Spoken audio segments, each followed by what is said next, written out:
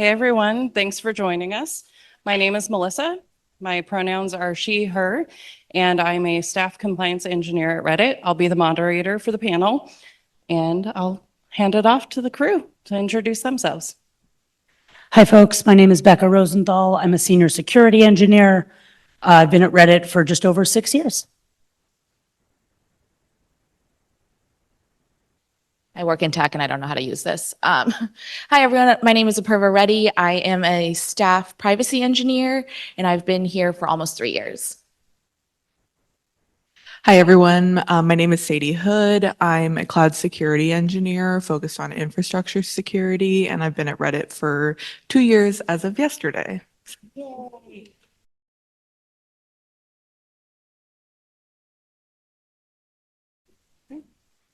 Oh, I forgot to say how long I've been at Reddit. A month and a half. I'm a long timer. So we do have some questions that we have prepared, but we wanted to make this interactive. So if there's initial questions that anyone in the crowd would like to ask first, we can open it up. And perfect. First question. I'm still learning about what these types of titles mean in the security realm. Can you expand on that a little bit and maybe tell us what you do? I'm obsessed with that question, truly, because titles mean absolutely nothing. They mean what you want them to believe. And I think, to be honest, my slide is lying. My official title is being a senior trust engineer, which means even less than senior security engineer. It means I do whatever the hell I want that my team and I decide is worth doing. That makes people trust us. The specific work that I do on a day-to-day basis, I work on data deletion, so making sure that when our users click delete my content or delete my account, our systems are being comprehensive, doing the things we say they're doing, being reliable, stable, blah, blah, blah. Second that, I don't even think I'm an engineer necessarily, but that's my title. I work on the privacy side of the house, so really working on consumer products. When a product team has a new feature or a product that they want to launch, I'll be in the room discussing like how do they do privacy by design? Are you thinking about the users? What do the users' expectations have? And how can we build the privacy tech behind it? And I'm going to third that. I think even within my direct team, where the expectations are pretty much the same, we have different titles. I have cloud security in my title, but I think I might be the only person on my team who has cloud security as their title. But day to day, we focus on securing the infrastructure of Reddit. So that's the cloud infrastructure, that's Kubernetes, and working a lot with cross-functional teams. Yeah, thank you for the question. Do we have any other questions before we go into the pre-formed questions that we put together? All right. Oh, I think there is another one. Oh, sorry. We have a runner. No, you can stay. We had Nathan. Oh, thank you. Hi. So this is a privacy and security panel. Do you work together on the same team, or is that two different teams? So we're all a part of a same org. Reddit loves really weird acronyms and just like kind of dumb, goofy things. So we are the space team, security, privacy, and compliancy engineering, naturally. And so we all roll up into space, but none of us are on the same sub-team. Okay, cool. Thank you. So does your CISO lead space? Our CISO, this lovely man in the back with the large beard and the orange jacket, he leads the space team. Yes. Space leader? He's our fleet commander. It's on his jacket. Okay. I'm not making this up. This is objectively true. Space cadets, if that helps. Yeah. We're all a part of different booster rockets. Have we beaten this metaphor yet? How are we doing? All right, we got a question in the back. Thanks, Nathan. I was just wondering, can you tell us your favorite security or privacy projects? It would be nice to hear from each one of you.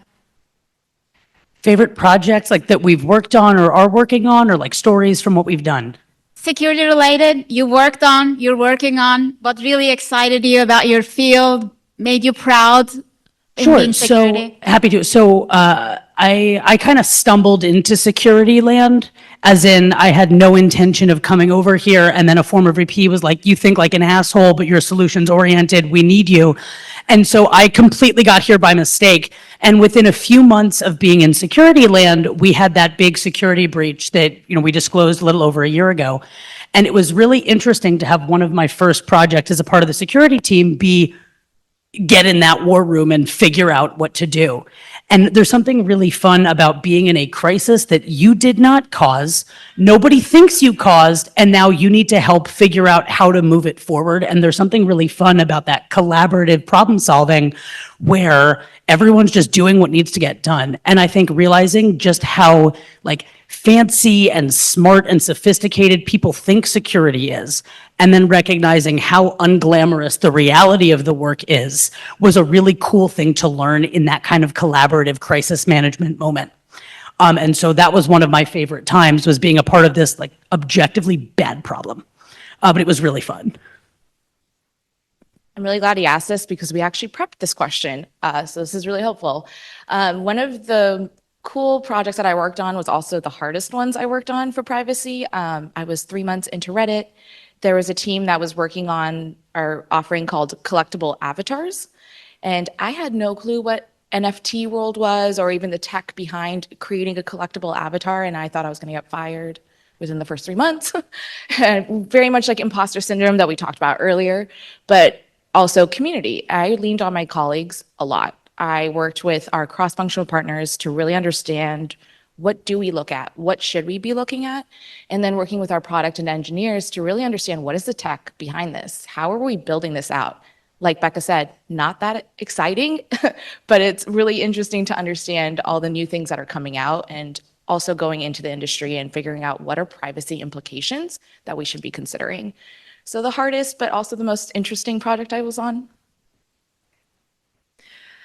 I think I'm going to also choose the one that Becca chose. So I was also involved in the security incident, but more on the infrastructure side, obviously, rather than the community side.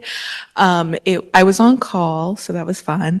But it was just a really good first big incident that I had really been part of since I joined Reddit, since I started working in security.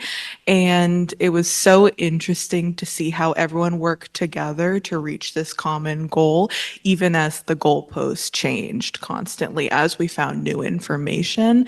And being able to be part of that and inform people of what the goals were each day was really impactful to me.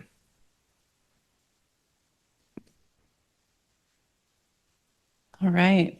Anyone else before we go into the rest of the prepared questions? So adjacent to the question that you asked around the project, that's interesting. On a day-to-day basis, within the space, how do you find yourself either collaborating or working with each other? Like, hey, maybe security doesn't have an answer to this. Let's check with our privacy folks, or maybe privacy doesn't have an answer to this. This is a question for compliance. Like, just what's your experience? Yeah, it is definitely collaborative literally every day. And one project that Becca and I are working on, it actually started on the product team. A product owner realized they were missing something and there was a bug, and they flagged it to me because I work with them pretty closely on a day-to-day basis. I then brought it over to Becca saying, hey, there's these security implications. And the team that she's on was actually the ones that took up the project and built it out and worked with all these other teams like legal to actually get to that decision. But literally every single day, I think we talk to everyone. And it's interesting too, because, right, we have a roadmap of these are the things that our team is saying we're going to deliver, and here's what we're working on. And then somebody says, hey, there's a problem. And we go, yeah, we have a roadmap. And they go, no, we have a problem and we need you. And then the next thing you know, you still have a roadmap and you still have deliverables, but now you're in these meetings about this other thing, which you don't have anything you have to do, but suddenly you're in 6 hours of meetings over a week and you're like, so what have I done this week? nothing that's on my roadmap, but I think this is also important. And so a lot of the day-to-day is trying to figure out how to balance the need to collaborate and help unblock other teams and need to figure out, like, this is urgent. Is it actually important? Do I need to be there, right? Can you talk to my manager instead of me? Does my manager actually need me in this room? Sometimes the answer is yes. Sometimes the answer is no, right? Sometimes the answer is no, but it's treated as yes. And then a couple weeks goes by and you realize, okay, let's talk about how our team is working. Hey, manager, I don't need to be in this anymore, right? And you're constantly negotiating what needs to happen and how to balance your need for the roadmap and these new things. And then, oh, your roadmap has suddenly changed because you've decided this more stuff that is urgent is actually more important. And so the constant negotiation between the different teams and the different incentives and the different stakeholders is a part of what makes it interesting. On my side for how we work with other teams within space, we work with privacy, obviously, when it comes to anything data related, right? But another team that we work really cross-functionally with is compliance, and that's because we can provide context about different cloud-related resources, et cetera, that compliance might not know whether or not fits into specific audit requirements, for example. So we work really collaborative with them, and they help us know what to look out for as well. You didn't specifically ask this piece of it, but one of the most interesting pieces of this puzzle as a software engineer is that privacy compliance say this system is a risk, this is a problem, right? You have too many people with too much access to these systems, right? And they say, engineers, we need to reduce the access. And then we as the engineers go, but we have to do our jobs. So we need the access, right? And this constant push and pull of what ideally should be happening versus what is happening and what solutions and problems exist as a result of introducing these new solutions is also really interesting as you do more of this cross-functional compliance work. And so you wind up with compliance sometime being this bogeyman of things that slow down development, right? If you want something to be compliant and more, locked down in terms of permissions, for example, you're going to have more friction for the people that need to do other work. Is that okay? Is that not okay? These are decisions that organizations have to make. But I think that when you think about privacy, security, risk, worker velocity, these are all things that come up pretty regularly for us. Hi, just a question. For those of you who have been at Reddit for a long time, how have you seen the security operations grow and change as you've matured? Melissa, you want to take this? Yeah, in the whole month and a half that I've been at Reddit. I'll take it. So full disclosure, I've been at Reddit 6 years. I've been in security land about two and a half. So the biggest thing that I've seen as somebody that joined a 350-person company and is now at a 2,000-person company is that we have a security operation, which is a significant change. And what's been interesting is to see the way that it's grown and how they've intended to scale it over the years, right? So there's been times where we've hired very, very senior people intending to grow into a team of 200, and it's like, well, we have 30. That's different and interesting. I think a lot of the difference that I've seen has gone from there's a security problem, there is something that needs to be firefighting, or handled as everything is an incident versus how can we be proactive to avoid needing to firefight all the time, which I think is just a company maturity thing that has really changed since I've started. And it's been one of the most interesting parts of being at this company because despite being at the same place for 6 years, I've been at a different company functionally and practically every 6 months. That's a good wrap up. Yeah, I would agree. Agree.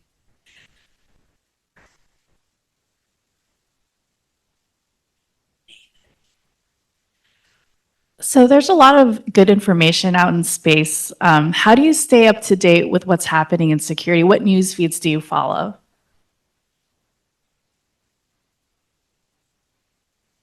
Really bad at it, so if you're better than I am, go for it. I can talk to the privacy realm at least. And internally too, obviously there's a ton of Slack channels, and we do try to make it a point that if you see something that's out there that might be impactful or what's happening with different companies, we try to share that. And so knowledge sharing internally is really important. But for privacy land, we look at what regulators are doing and what is happening across different countries. And a lot of it is looking at news, we follow a lot of like policy updates and stuff. We also have an internal channel just for policies, being like, guys, we need to think about this before it becomes law in a certain country. Unfortunately, I don't have like specific ones, but it is really, I mean, New York Times comes out with a lot, CNN, there's a lot of policy newsletters, but I'm sure I can provide more info once I look at, and I'm happy to do that later too. Learning about work things outside of work is certainly one of my growth areas as an employee, is the very nice way to say it. I follow the cybersecurity subreddit, and I generally skim things and go, I don't know what those words mean, and then keep going. I talk to a lot of my colleagues who are very in the know on this stuff, but the personal learning stuff is not a particular strength of mine because, as I said, like I didn't get into this because I was super passionate about cybersecurity. And so despite being in this world, it's not one where I'm like, I must consume all content here. Another good place that I've found to find this information is to attend events like this and hear what people are talking about, see what vendors are trying to provide solutions for, even if it's not the vendor specifically. Oh, I'll plug a colleague. We have a colleague named Matt Johansson who has a cybersecurity newsletter. Also, he shows up on every social media I'm on because he's just like a cybersecurity influencer dude, I guess, because that's a thing. No, truly, and he's great. He's the one that's like, go to therapy. Also, here's some cybersecurity tips and tricks. It's our favorite kind of people.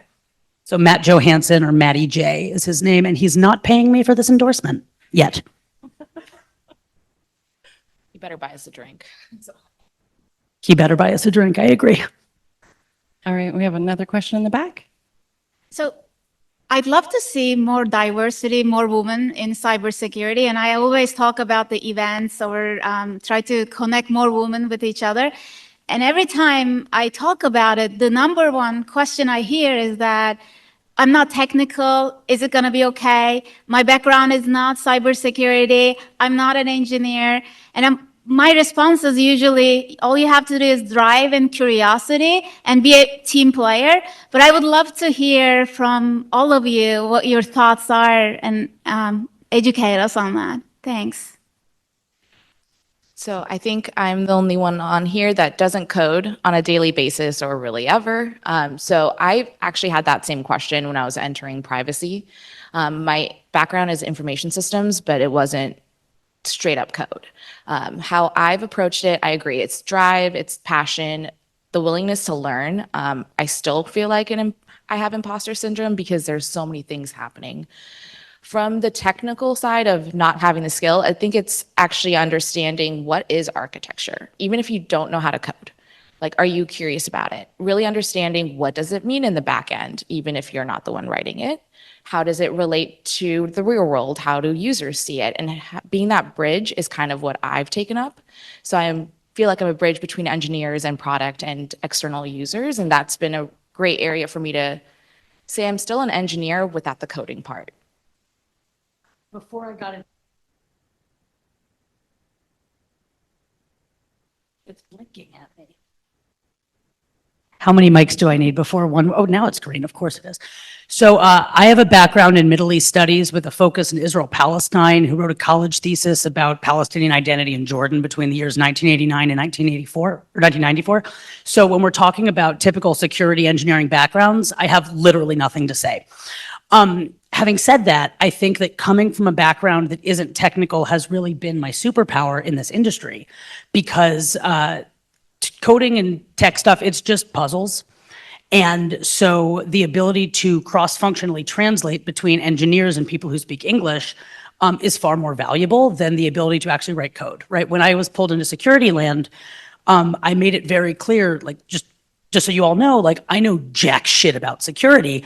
And the first team I was on was the Security Architects Group, which was basically established to be a bunch of floating security experts. And I said, I just want you all to know I am not that. So like, you can elevate me into some team that's supposed to be all like she and fancy, but like, I don't know anything. And the reason that they liked that idea is because I would have to ask all these questions, and I would need to be a forcing function for the team to start documenting things better and understanding gaps that are falling through the cracks. And so my lack of knowledge actually became the asset. And if you reframe the problem as how do we help this team succeed, you go, great. If you have somebody super junior, somebody who doesn't know anything, you have to document things better. You have to communicate better. You have to collaborate better. If you have a bunch of people who can get in a room and figure it out all by themselves, you're going to have silos and not as good of collaboration. And so by being able to pitch your value as somebody that can help the machine work better instead of the one person who's going to be able to be the fastest to onboard and take something and run with it, you're offering a different skill and value than you think you are. I think also something that people forget about is being that person in the room who doesn't have the standard experience and is able to provide that fresh look that like an engineer who's worked in that specific field with the same tools over and over again might not be able to. I mean, if you've ever written a paper and looked at it for 24 straight hours and then handed it to someone else and they saw all your typos, it's essentially the same thing, right? So even if you are interested in a technical role but not currently in a technical role and want to move forward, like towards that, or are not interested in that at all, you can provide such a unique perspective than a lot of folks who have like traditional technical backgrounds. Speaking as someone who has a more traditional technical background. There's a few phrases I want to inject into this conversation as somebody who came in through boot camps. So number one is, hello, my name is potential. With the idea being, you're going to need to invest a lot of time, energy, and effort into me to make me be good at this. And I'm not going to pretend that I can hit the ground running like somebody with a ton of experience can. But if you invest in me, my potential will pay off. So yes, I am an investment. Make it, it'll be worth it, but you have to make that investment. Number two, I'm not dumb. I'm just new. Why would you know any of this stuff? Just like truly, why would you know it, right? I'm not stupid. I'm not exposed to this. Teach me. I had another one I forgot. Oh, yeah. ADD, baby, ADD. All right. Anyone else in the crowd? Great. Thanks, Nathan. Hey, so this has been fun. I've been enjoying this. So I'm in an intersection right now where I do have a technical background. I have that engineering background, and they're looking at me for management experience, which is a very interesting intersection when you're technical. I just was curious what your thoughts were about kind of that interplay. So I'm going to first start off and say that this is an experience that I've heard from a lot of women and non-binary folk in tech, is the idea of being pushed into management. And I'm saying that not in like, you can't, like, you can do management if you want, but I think that like spending the time and reflecting and not being pushed into that is really essential. I think one thing that is also really helpful is to talk to your peers around you to see like what it looks like from their situation, whether or not you seem interested or whether or not they see you taking on certain tasks related to or pushing you towards management. If you do want to go into management, that's also really great and you should do that. But I do just encourage you to like think and not let someone push you towards that. I'll be vulnerable and honest and say that this is one of those shifts that I've been thinking about for a while as far as do I want to go into management? Because I think the reason I got into tech of solving interesting problems with people who are smarter than me and like the stuff that my brain gets excited about, which is how do we make organizations and people work and set people up for success? Like those are management problems. I truly could not care less how the database works under the hood. And those are, as you get higher up in engineering, the kinds of problems you think about. And then I think about what does the day-to-day life look like as a manager versus as an IC as an engineer, right? And realize that like the job of a manager is much more influence management. It's much more, how do you get other people to hop on board with your vision? It's a lot more of the dealing with the BS of you have people on your teams that are not doing well. They're not performing. They're having interpersonal issues. There's therapist stuff. And, you know, we as ICs, as a part of teams, are definitely also playing therapist and whatnot to our peers. That's being in community, whatever. But like when I think about my own career, I go, do I want to go into management? I don't know. For the moment I'm going, I have a lot of autonomy. I have a lot of authority on the world I'm in. And so going from a place of knowledge and comfort to a place of discomfort, completely different tasks, right? Being a good IC and then being a shitty manager until I get better at it. Like that doesn't feel great to my soul at this moment in time. But every piece of me understands that for the long term, I do somehow need to make that jump. And, I don't have and therefore this is what I'm doing because I'm just going to openly admit that this is a place that my brain is in also. But like, if you do it, go for it and recognize that the ability to go from being a manager back to being an IC is also there. And there's no experience that is negative, right? It's all additive in a different way. This is actually an area I've been talking to our dear CISO with. In previous companies, I have been asked to be a manager or be pushed into it, and I've turned those down because it just didn't feel like it was going to drive me. But as I've been growing in the career and as I've been working with our teams and getting junior folks on the team, it's been more and more interesting. But I want to be very thoughtful about it and really understand, can I be set up for success in this role? And when I do that, I actually talk to other managers. I've talked to other junior folks to see, what do you want in a manager? And eventually in the future, maybe, yes, that will be the route, but it's also doing that work beforehand because obviously everyone's scared of failing. So kind of hedging those bets in the beginning.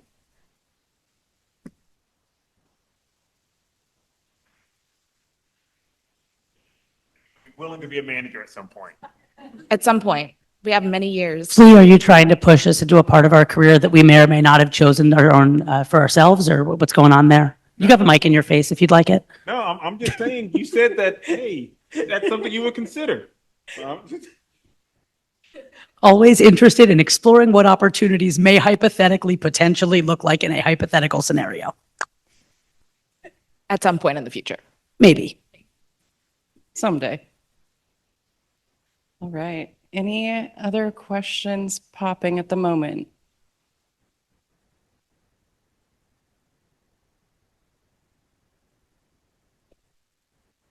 All right. So we do have prepped questions. Yep. We'll go ahead and go into the prepped questions. And then if we have time afterwards, we'll open it back up in case new questions come to mind. So going to start with Apurva. How did you decide that you wanted a career in privacy? So similar to Becca, I kind of landed into privacy realm. When I was in school, privacy wasn't really taught. Like it wasn't a thing at the time. And I was a consultant for 5 years. So I did mostly financial tech and tech implementation. And then I joined a large social media company. We won't name them. And it was the time around Cambridge Analytica and FTC and GDPR. I wonder which company. And I was a project manager, and I was exposed to all these opportunities to take on work related to all these regulations. And that's actually what intrigued me. And I started learning a lot about the privacy realm and learned how much we haven't done and how much all these regulations were actually going to push us that way. And I've been in it 7 years now. So it's been great, and it's ever changing, which is really exciting. Okay, Sadie, how did you decide that you wanted to be in a career in security? I think there's going to be a theme here of people who didn't think they were going to be in security moving into security. So I studied computer science with literally no idea of what I wanted to do with it, except that I wanted to help people. That was my main goal. Also, that I hated design and did not want to do front end work. So that's where I started. And I did an internship and I converted to full time at my first job out of college. And I happened to get placed on a team that built cybersecurity related services. And I really liked it. I thought it was constantly changing. There were so many things to learn. I had never used like any cloud provider ever before my first job, and I was thrown in with the expectation to help write and create services to protect the entire cloud infrastructure of the company, which maybe that's a little bit much, but that's where I started. And then when I decided to leave that company, I decided to take the risk and go full into security. And that's when I started at Reddit. And I've really liked the opportunity to explore, see what the different options are within infrastructure security, learn more about cloud, learn more about Kubernetes, identity and access, these things that I didn't really ever know before. So it just ended up being one opportunity that led into other opportunities. Thank you. And Becca, you touched on this in a couple of answers, but is there more that you'd like to add about how you ended up in the security world? So I shared the how I wound up here, but the thing that I want to share is the things that I did not expect to find once I got here, which is I did not expect to have a lot in common with security people, because I think the idea and stereotype of security people is the stereotype that keeps a lot of women and people with social skills out of software engineering, which are those people that have just like been in a dark basement since high school, like hunched over the computer without friends. Like that's who the security people are, right? Like you think about Huck and Scandal, who's just like, I got this. Like that's who security folks are. And then what I didn't realize is that security people are just shitheads in like the best way. And like the really lovable nerds that are just like, oh yeah, these trolls, these people trying to beat our systems, in this cat and mouse game, they're playing a game and we're playing a game too. And I found people that are really generous with their time and with their knowledge and really like sweet and kind and excited about mentoring in a way that I never would have expected. And it's been shocking for me to feel so at home, like socially and conversationally and just like personality wise with a group of people that I completely stereotyped in the wrong direction. Thank you. Becca, what would you give as a piece of advice to someone who is curious about entering security and privacy, or maybe someone who's newer in their career or looking at shifting focus? Lead with humility and curiosity. I don't know, teach me is one of the most powerful phrases in any of our vocabularies. And understanding what you bring to the table may just be a fresh set of eyes. But like, if you are a person that people are excited to work with and, you make people laugh and you ask people how they are, and then you remember what's happening in their lives and you ask follow-up questions and treat them like people, you suddenly find yourselves getting invited to meetings where people are talking about really interesting things and opportunities arise. And so if you just go in as a person, start there. And ask good questions and, make people recognize that the time they spend with you is worthwhile, right? And they see that investing in you is fun for them and they get to see your growth and hear about your progress and kind of build that real relationship. I think transitioning in is really fun. The other thing is it's fucking hard. And you will fail a lot because that's just how it goes. And it has absolutely nothing to do with you. As the keynote this morning talked about, like this industry is an absolute mess right now. There are not enough opportunities for way too many hilariously qualified people. You will apply to things that say they are entry level and then they actually meant 5 years of experience. You will apply to things that exist and then be told that actually they took an internal transfer. Why are they wasting your time? It has nothing to do with you. So you're going to fail a lot. That's just how it goes, and just keep going. Thank you. And as folks in a male-dominated industry, I'm sure that many folks have experienced gendered feedback. And so, Apurva, do you have any advice that you would give to someone who is experiencing or has experienced gendered feedback that they're not quite sure what to do? So when I was asked this question, I completely drew a blank. So go to Google, actually really ChatGPT, and ask, what would you do? And when I looked through the answers, I'm not kidding, this was last night. When I looked through the answers, I was actually like, hey, I've had gendered feedback in the past. These are some of the things that I actually did. These are some of the things that I would like to do in the future if it occurs again. And I think the first thing is take a breath. If it is gendered feedback, really look at that feedback. Is that the intent of it? Is it actually performance related? Is it something that I can do tactically to change? And really walk through that. And if it's not, and you're comfortable, talk to your HR or talk to your manager or even your peers to really understand how would you approach this, especially if it's in a new company. I think second, or I don't know how many that was so far, but it's also talking with the person directly. It has been really helpful in the past for me to understand exactly what that feed was meant to do. And that takes a lot of vulnerability, I mean, you could be scared. So that's why I mentioned talking to peers as well. And then document, document, especially if this becomes a larger issue. And it's really just to have it good on paper so you can relate back to it and say, this is kind of what I've been trying to improve. It hasn't been improving. Those are some of the cool things that ChatGPT taught me last night. Thanks, Apurva. Sadie, do you have anything you'd like to add here? So I think another thing that I like to add is just it can feel really lonely when you're in that situation. And it's really easy to convince yourself that the things that were said weren't gendered or weren't said because you are insert.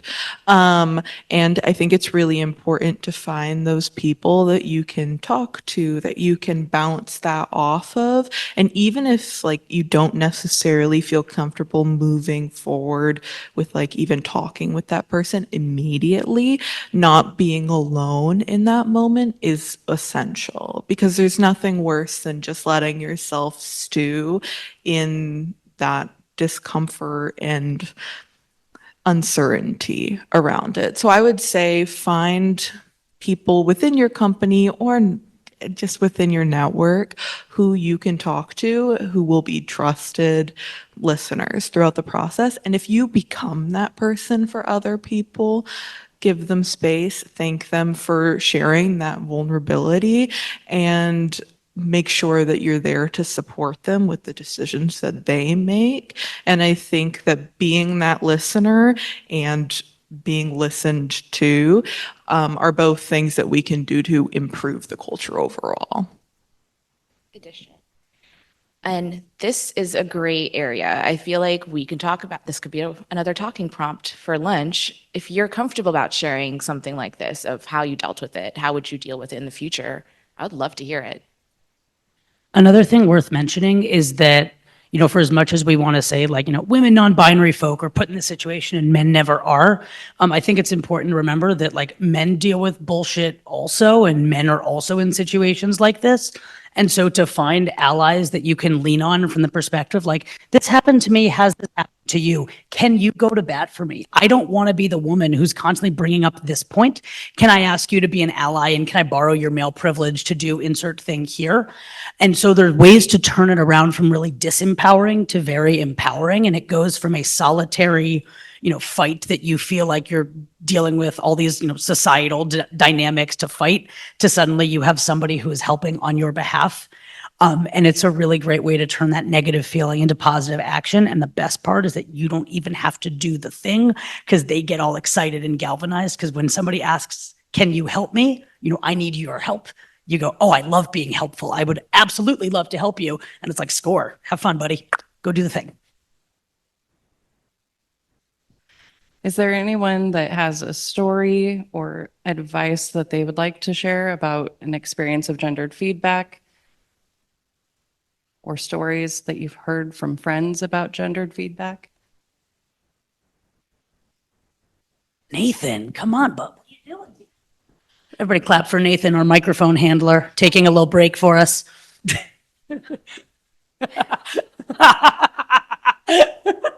We love you. That was mean. I'm sorry. Good feedback. Yeah, I'll talk through this. Some I still have some questions. Some I was dealing with it this week.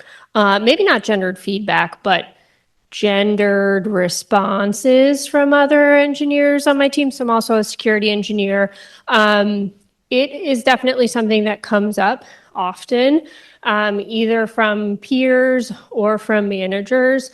I think the biggest thing, and you all have talked about it, is the support network. Even I think the support network has really helped me get to a point where I can better identify, I think there might be something gendered here, and gives me more of that confidence to then say to my manager or say to whoever I'm talking through, can you explain more about this? Like, I've started to question some, is there I've seen this from other people. Seems like perhaps maybe there's a double standard here, but I think that community of support has been really, really helpful, if nothing else, for building that courage and confidence.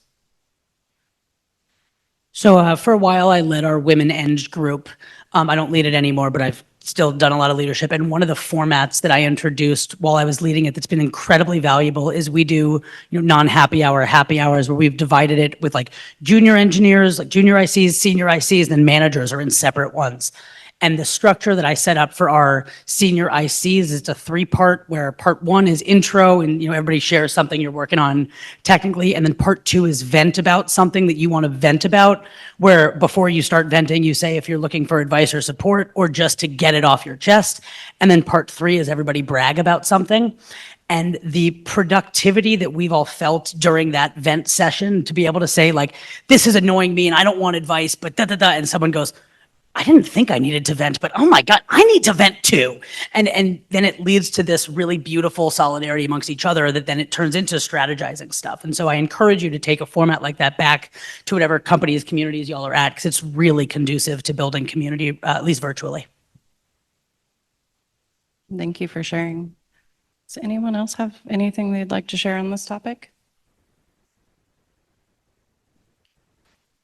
Nathan's on it. Yeah, sorry. Oh, Jesus Christ.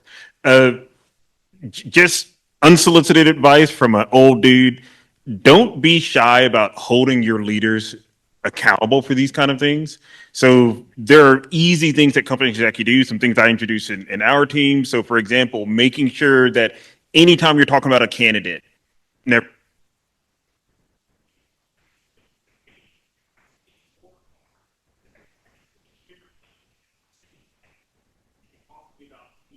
did this, the candidate did that, here's the objective results, etc. And also just be hyper aware about some of these things. And in these scenarios where unfortunately some of the look, dude, I'm from the South. I'm just going to be loud. Unfortunately, some of these things occur because some of the There's people virtually. unfortunately, some of these things occur because some of these managers, one, they actually are just assholes and they probably shouldn't be at the company, right? That's just reality. The other part is like some of them are just uneducated or not being properly held accountable and are not giving explicit guidance and explicit accountability around some of these things. So it is hard. I cannot speak about the experience of a woman. I am not a woman. I can speak from a much smaller minority in tech, which is Black people.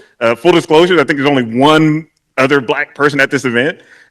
So some of these things that y'all are talking about are things that are actually relevant to me and my community and how we actually have also done some of those things. So I would encourage people to, it is hard, but speak up. And you will find that there are people in your organizations that will be those people. Like if Becca says, hey, Flea, this person's being an asshole, I'm going to act on it immediately. Not just because I like Becca, because I don't want to work with a bunch of assholes. And so it is useful to kind of push and hold your leadership, in particular, those people with those C-level titles, accountable for it. And don't be shy about being persistent and saying, hey, you said that we were going to work on diversity. Why am I just seeing more white dudes being hired? Tell me that. Tell your leaders that. Hey, you said that this is going to be an environment that's going to be accommodating to all people. Why do I not get the proper, parental leave? Why do I not have support for my, medical needs? Some of these other kind of things. Your leadership will listen to that, but you have to say it. And if you don't say it, even if they suspect it, the natural inclination is going to be lazy and to ignore it, because some of the stuff will come across as things that are uncomfortable for somebody in leadership. It's like, oh, I haven't had to deal with that. Well, now you have to deal with it. I'm trying to moderate my language here, but now you have to deal with it. And now it's actually public. And once you make it public, they have no choice but to respond. And that's the reason why I always do encourage people. And I know it's hard. And sometimes it can take getting together with a group of people. There is power in numbers. And so just don't be shy about that.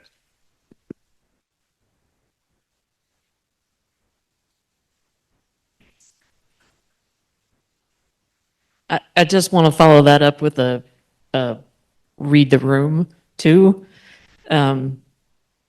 It's an excellent perspective to hear from a C-level anything, but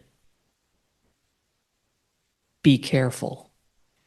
Be aware, be careful, know who you're talking to, know if they're going to be receptive, and I don't know, this is one of those, if someone had told me this when I was younger, I don't know if it would have made a difference, but HR is not there for you. I think what's interesting on this, the question is like how to be an activist within a company and like how do you raise the point when tone policing is real? And if you're an executive and I'm telling you that like, hey, you've built an entire organization, dedicated to building a thing for women. There's no women in leadership in your org. What's up? There's a lot of ways to frame that feel like a personal attack and make him want to lash out at me. And then there's ways to frame it that suddenly are empowered. And I'm somebody who wants this goal to succeed, and I'm seeing something that may make you less set up for success, and how can we work together? And it's so fucked up that you have to tone police to figure out how to fight those battles sometimes. But I think it would be remiss of us to not mention that risk absolutely exists, right? You can win the battle and lose the war by making somebody your adversary instead of your ally. And so absolutely read the room, absolutely talk to your peers about like, hey, I don't know this leader, you do. Do you have advice on ways to be able to raise this problem in a way that they could actually hear? Right? Or, hey, you're talking to this leader about whatever. Great. I have a one-on-one with them next month. Let's make sure to both, get this point in so they hear it from multiple people. Is it ridiculous that becomes a part of your job to get your message heard? Yeah. Is that the job? Also, yeah. And again, this is when having peers and having other people who can, you can talk about this, with, and when we're not on recording, ask me about the ways that I've fucked up in this. I have no stories to tell. I have been squeaky clean this entire time and have never been scolded by various levels of leadership. No, but it's true. And you're going to make a lot of mistakes. But again, that's how you learn and grow. And that's how you push things in the right direction, whether it's on the professional realm, the personal realm, whatever it is. Great. It'll be showing a green light. Hello? Okay. We can hear you. All right. Yeah. So regarding gendered feedback, the echo is very disorienting. A friend of mine was talking to me about an experience that she had with someone who she reports to, and this was just this past week, very specifically gendered feedback that was very not okay. And it actually spurred conversations with other peers.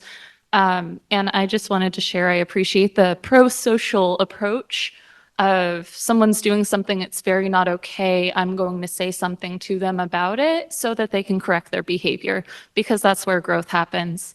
And it's something that someone in leadership where I work expressed, having an experience like that with someone who she reported to, which there's a power dynamic there, and it takes a lot of courage to go up against that. So yeah, just wanted to share, like from the pro-social approach, very impactful. I think the power dynamic is really important to mention here. And one of the phrases that I enjoy using is saying like, can I give some candid feedback that may make you a bit uncomfortable? Because if they say no, then excuse me, you just said no to can I give some candid, like it's a rhetorical question, but I'm mentally and emotionally preparing them that like this may be difficult for you to hear. And by just priming the pump a little bit, you make somebody be open to like not taking it as personally. And then you can have that slightly scary, very scary conversation more easily.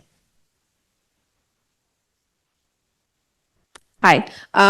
Something that I thought of was I actually got some gendered feedback like from another woman, and that was really hard.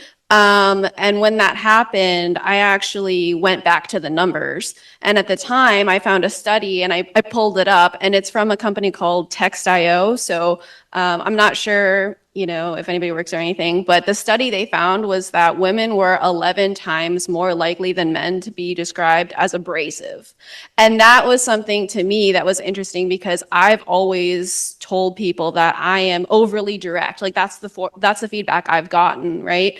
But the data and what I want to draw back to is that for me, it was almost, affirming to see a study and go back to the numbers. And then at the end of the day, you can kind of look at those numbers and not take it so internally on yourself and be like, this is a cultural problem. This is something that a lot of people experience. And then that helped me kind of move forward through that block with my manager and kind of realize I don't want to internalize that feedback. Some feedback is useful, and some feedback, whether they're going to change their behavior or not, is just cultural, and you can't change that all by yourself. And so that might help you if you feel like you've gotten some feedback that's super gendered. Go back to studies or research and realize that it's not just you, and you don't have to take that all on yourself. That's great context. Thank you. So we've only got about 2-3 minutes left. So I'm going to check if the panel has any closing remarks before we close it out.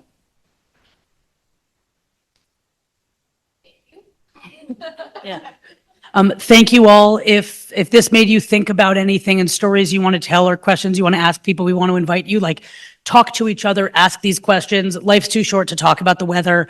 Thank you all for being here, and we'll be around for lunch and throughout the day too.